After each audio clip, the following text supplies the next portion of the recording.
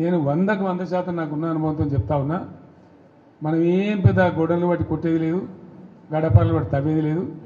పార్టీని పెట్టుకొని ఉంటే చాలు, టార్చ్ లైట్లు పెట్టుకొని ఉరికెత్తారు మళ్ళీ మన దగ్గరికి. ఎక్కడికి పోతారా నాయన అని ఆటోమేటిక్గా జరుగుతుంది. ఇవాళ రేపు ప్రజలు మున్పటి లెక్క గొర్రెల లెక్క లేరు. వీళ్ళన్నీ తీసేస్తున్నారు. యాదవుల గొర్రెలు తీసేస్తున్నారు. వాళ్ళు డిపాజిట్ కట్టలు డబ్బులు వాపసిస్తున్నారు. చేప పిల్లలు బంద్ పెట్టిండ్రు, ఫీజు రియంబర్స్మెంట్ బంద్ పెట్టిండ్రు. ఎన్ని రోజులు ఒప్పుకోబడతారు ప్రజలు? వాళ్ళు చూస్తారు, టైం దాకా చూస్తారు. ఉన్నాయన్నీ ఎత్తేసి మేము 1, 2 ఇస్తామని 2కు 4 ఇస్తామని నరికి అసలు మోసం తెచ్చినట్టు ఉన్నాయే పీక్ పారైతే ఇదేం అన్యాయం అని చెప్పి తప్పకుండా ఆల్రెడీ ఆలోచన చేస్తున్నారు. ప్రజల్లో తిరుగుబాటు ధోరణి వస్తుంది. డెఫినెట్గా మంచిగా బ్రహ్మాండంగా మళ్ళీ మనమే గవర్నమెంట్కి వస్తాం. ఇప్పుడు జరిగింది చాలు. ప్రజలకు ఏమైందంటే అక్కడక్కడ ఇప్పుడు వస్తున్న అనుభవాలు కఠినంగా ఉన్నాయి. ఇక చాలనుకుంటారు.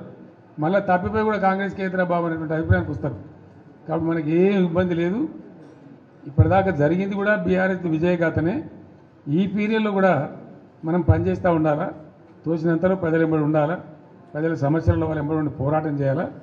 మీకు ఏదైనా మంచి చెడ్డ అయితే పార్టీ చూసుకుంటుంది, పార్టీ మీకు అండదండగా ఉంటుంది.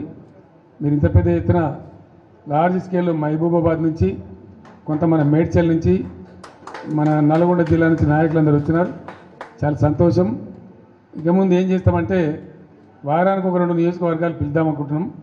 మీరు వట్టిగా మధ్యలో దీని రావడం కాకుండా ఇక్కడనే మంచిగా మనకు భోజనశాల కూడా ఉంది.